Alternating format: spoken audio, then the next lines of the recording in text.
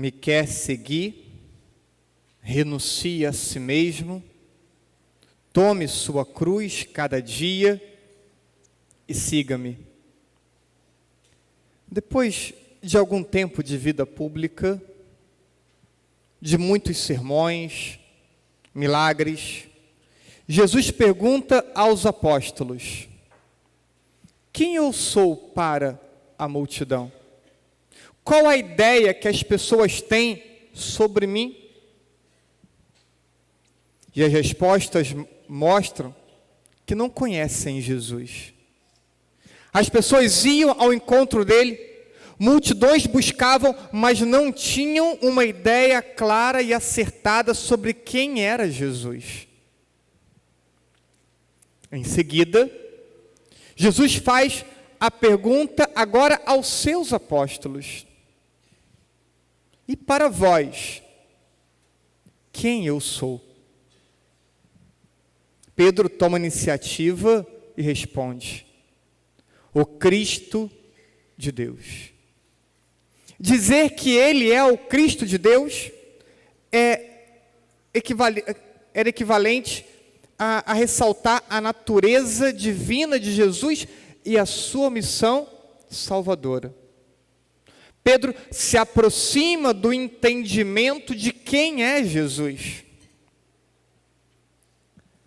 E o entendimento sobre quem é Ele, o entendimento que nós possuímos, ou que eles possuíam sobre Jesus, determinava a forma de relação com Jesus. No Evangelho de João, capítulo 6, o sermão é o capítulo dedicado a falar do pão da vida. E ali vemos que depois da fala de Jesus, muitos acham uma fala dura, difícil de ser vivida e praticada. E acabam que há uma dispersão. Muitos acabam se afastando e deixando de seguir Jesus a partir daquele sermão. Pedro o negou, Judas o traiu. Quando os soldados vão prender Jesus, os discípulos se dispersam, fogem. Mas eles com a fé mais amadurecida, e depois de Pentecostes, eles retornam.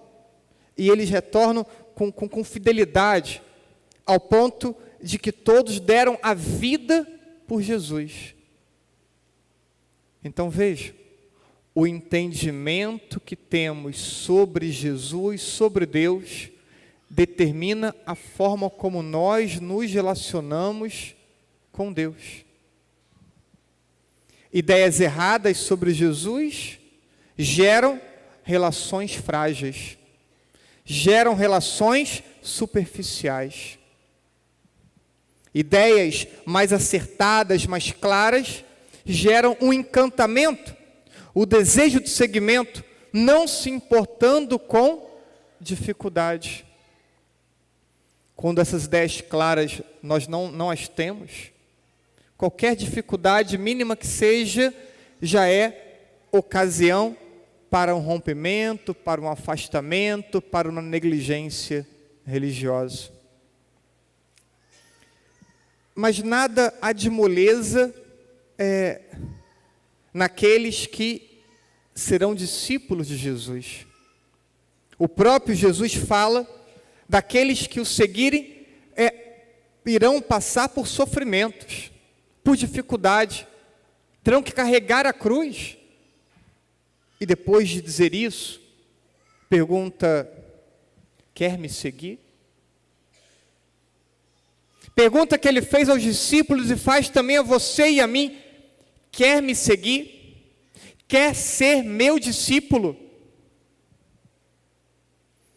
Se quiserem, terão que aprender o caminho da renúncia. Quem quiser ser discípulo de Jesus terá que aprender a renunciar. Renunciar àquilo que é ilícito, mas também renunciar a muitas coisas lícitas, mas que não é a vontade de Deus para a nossa vida. Não é só aquilo que é explicitamente errado, é aquilo que não é para a minha vida, aquilo que não é expressão do querer de Deus para a minha vida, mesmo que seja lícito. Aprender a renunciar para que possamos estar abertos à vontade de Deus. Amor é essencialmente sacrifício e renúncia. Aprender a sacrificar-se para aprender a amar. Só a renúncia de si mesmo predispõe o homem e a mulher, predispõe o discípulo para o acolhimento da vontade de Deus. Uma vontade de Deus que muitas vezes nós não queremos vivê-la, não queremos praticá-la. Gosto da imagem de Jonas. Deus diz: Jonas, vai para Nínive. Nínive é à direita. Jonas, vai para a esquerda. Você e eu fazemos isso também. Diante da vontade de Deus, muitas vezes temos vontade de caminhar em uma direção oposta, contrária. Quem quiser ganhar tudo que é terreno, quem quiser viver apenas para o terreno, vai viver afastado de Jesus. Se o seu olhar só contemplar realidades terrenas, se as suas metas forem apenas terrenas, se as suas preocupações forem só terrenas, se você consumir sua vida apenas com coisas terrenas, vai caminhar distante de Jesus.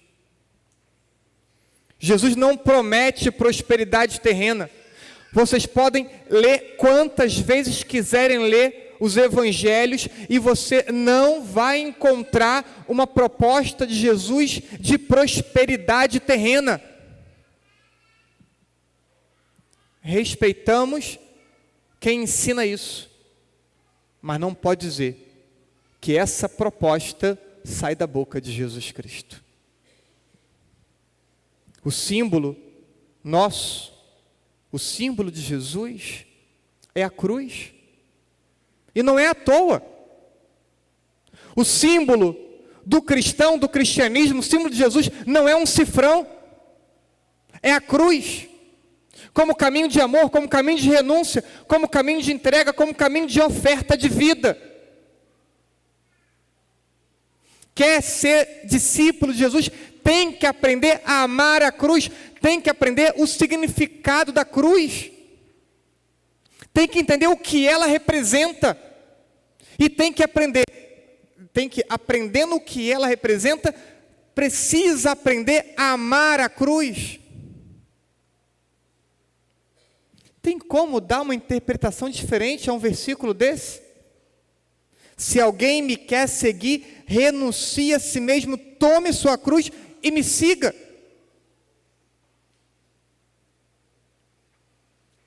No evangelho de sexta-feira, dizia: onde está o seu tesouro, está o seu coração. Onde está o seu tesouro, então? Quais são suas ocupações principais? Seria tão bom que Jesus fosse o nosso tesouro, não só com palavras, mas que pudéssemos olhar para a nossa vida e perceber: Jesus é o centro da minha vida. Na mesma sexta-feira, ouvimos com primeira leitura de 1 Coríntios capítulo 11, São Paulo falava das privações que passou pela fé.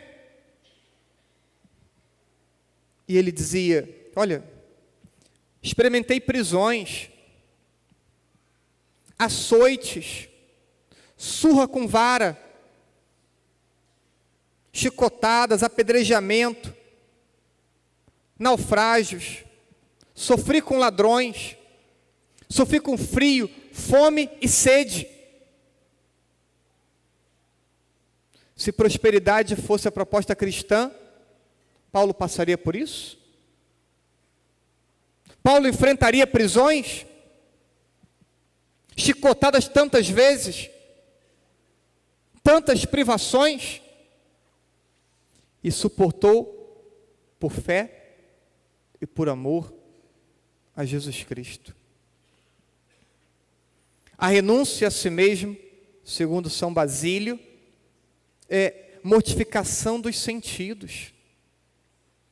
Você que é casado, você também que é solteiro, quer ser fiel à sua esposa, seu esposo, quer ser fiel ao mandamento da castidade, vai ter que aprender a renunciar, purificar o seu olhar. A vida é um caminho de renúncia e de sacrifício. Basílio vai dizer, disposição de sacrificar-se e suportar dificuldades em nome de Cristo. Mas vemos cristãos moles, molengas, qualquer coisa reclama.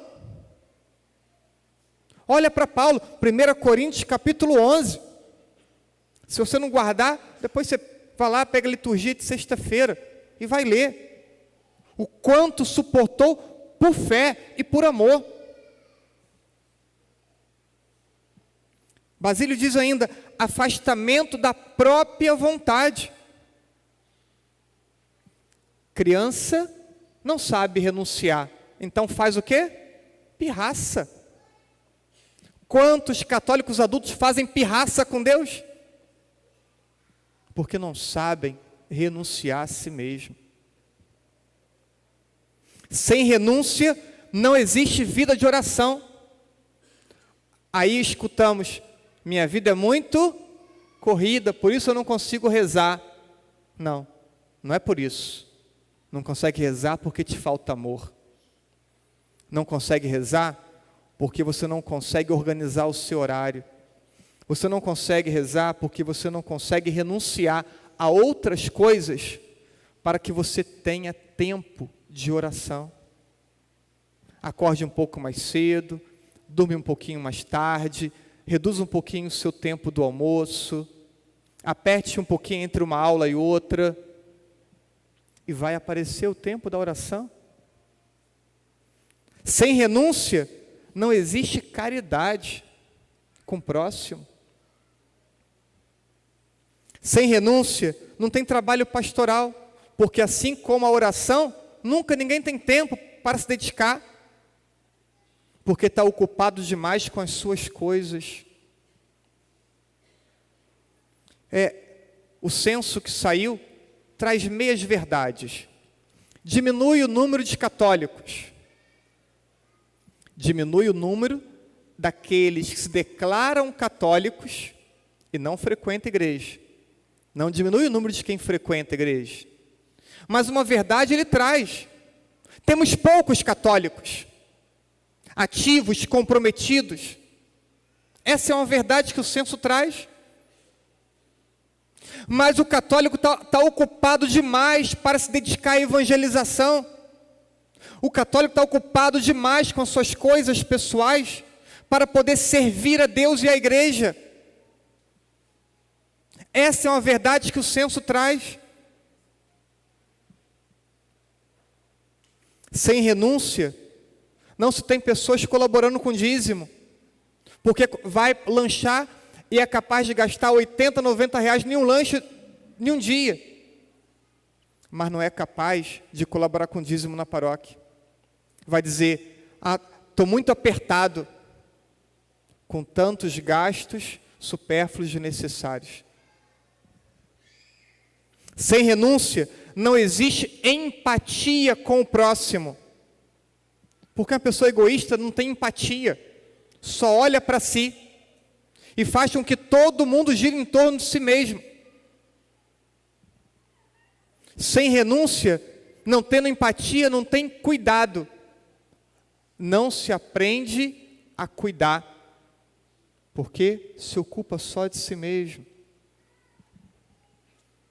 Para cuidar, vamos ter que abrir mão de tempo, vamos ter que abrir mão de nós mesmos para nos direcionarmos para um outro.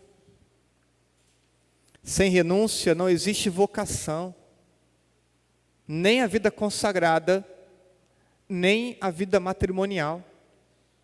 Um casal casa e ele então assume o compromisso de viver para o outro. Mas se ele não aprendeu a renunciar, vai ter um matrimônio imaturo, como vemos tantos. Vemos tantas relações matrimoniais imaturas por pessoas que não aprenderam a renunciar. Não aprenderam a viver a dinâmica da cruz, que é a dinâmica de oferta, de entrega, de oblatividade. Como é que pensar um padre, um consagrado, que não tenha aprendido a sacrificar-se, já que ele abre mão de planos, de sonhos? Eu lembro, olha, uma cena que me marcou muito. Meu sobrinho era novinho, muito pequeno, não lembro, 6 anos, não lembro. E o pai dele abandonou ele, ainda bebê. E a figura masculina, primeira que ele tinha duas, uma era eu. E nas férias, minha mãe mora comigo, ele ficava alguns dias comigo, com minha mãe, e fomos no shopping, e ele queria andar entre minha mãe e eu. E ele me dava as mãos, me dava a mão, e eu soltava a mão dele. Por quê? Eu não tenho direito de andar com meu sobrinho de mão dada, porque vão pensar, o que vão pensar? É filho, olha lá, do padre. É isso que vão pensar. São muitas privações, são muitas renúncias, para aprender a viver para o outro, na vida consagrada e também na vida matrimonial. Atitudes egoístas vão se propagando como um modelo de conduta, e vão achando isso normal, e cristãos vão achando isso normal, e vão dizer, todo mundo faz, por que eu não posso? Porque você é cristão, por isso que você não pode. E você não entendeu isso até hoje. Não renunciamos apenas coisas ilícitas, renunciamos também coisas lícitas. Jesus ensina a renúncia como o caminho de felicidade. Não é quanto mais eu tenho, mais eu sou feliz. Quantas pessoas que vão conquistando suas metas terrenas, humanas, e ainda não conseguem encontrar sentido para a vida. Se bem material fosse sinônimo de felicidade, todo rico era feliz. E não é bem assim que funciona. Não é quanto mais tenho, mais feliz sou. É quanto mais tenho a capacidade de me ofertar, mais feliz eu sou. Essa é a lógica cristã. Porque o que dá sentido à nossa vida não é o que eu tenho, é o que eu sou, é o que eu me torno, é o dom que minha vida é para outras pessoas. E nós ouvimos hoje na palavra que é quem perder a sua vida por causa de mim, esse a salvará. Quem perder a vida na terra, quem saber viver na terra com oblatividade, com entrega, com oferta, com doação de si mesmo, por Jesus, esse então vai encontrar, já na terra, a plenitude da vida, e depois a eternidade feliz. Esse é o caminho que Jesus propõe para você, para mim, que propõe há 2000 anos. Perder a vida para si mesmo é viver para Deus e viver para os irmãos. Se insira na comunidade, envolva-se mais, organize seu tempo para rezar mais, para adorar Jesus na Eucaristia. Partilhe com a igreja seus talentos, seu tempo. Se preocupe com as pessoas, me ajude na evangelização dessa cidade. Dê um sentido maior à tua vida. Não consuma a sua vida apenas com preocupações terrenas. Dê um sentido maior, dê um sentido sobrenatural à tua vida. Faça da tua vida um grande dom de Deus para as pessoas. Escute e acolha a palavra de Deus dirigida a você e a mim nesse dia de hoje. Se alguém me quer seguir, renuncie a si mesmo. Tome sua cruz e me siga. Assim seja. Amém.